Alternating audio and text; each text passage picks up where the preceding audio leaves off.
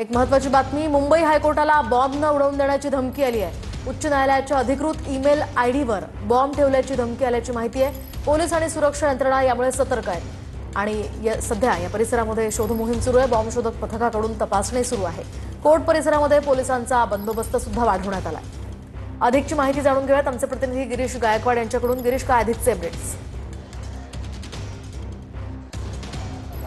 नक्कीच मोहिनी, आपण पाहतो की आज सकाळी पुन्हा एकदा दुसऱ्यांदा दिल्ली हायकोर्टानंतर आता मुंबई हायकोर्टाला बॉम्ब न उडून देण्याची धमकीचा मेल आलेला आहे आणि यानंतर या संपूर्ण परिसरामध्ये खळबळ माजली होती। ही सगळी दृश्य आपण या ठिकाणी पाहतोय।